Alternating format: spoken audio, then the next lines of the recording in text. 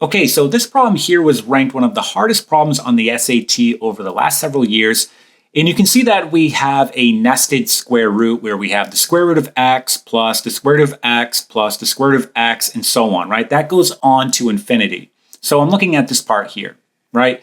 And then you have this term out here, this x term. But what we really want to look at is this nested square root that we have here underlined in red. And rather than rewriting it over and over again, I'm just going to call it y. So the square root of x plus the square root of x and so on, right? I'm going to call y. That's going on to infinity. And we're going to solve this problem by using a system of equations. It's pretty straightforward once you know how to do it.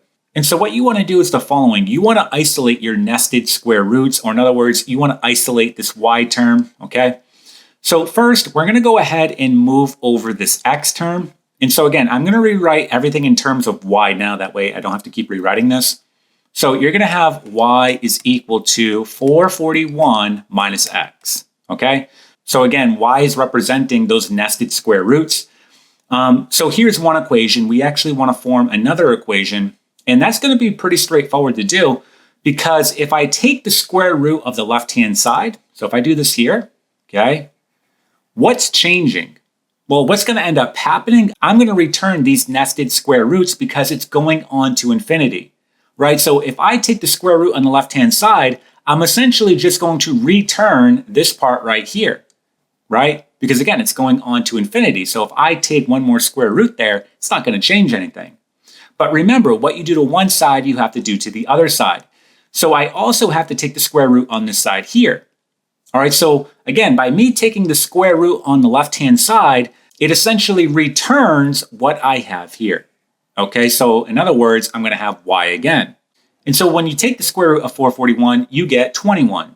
And it's not going to be plus or minus 21 because the problem is already stating that y, our nested square roots there, has to be positive. So we're only going to be taking positive 21 here, not negative 21.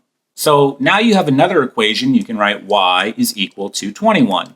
And from here, we're going to solve it by using a system of equations. We're going to use substitution. I'm going to take this y value and plug it in here, and I'll solve for x, and then I'll be done. So you're going to get 21 is equal to 441 minus x. From here, subtract 441 on both sides. This will cancel. I get negative 420 is equal to negative x. Or in other words, x is equal to 420. So x is equal to 420. And this problem is now done. Okay, so that's how you're going to do that problem. Again, we did it by using a system of equations. So I hope that you found the video helpful. I hope that you gained something from it.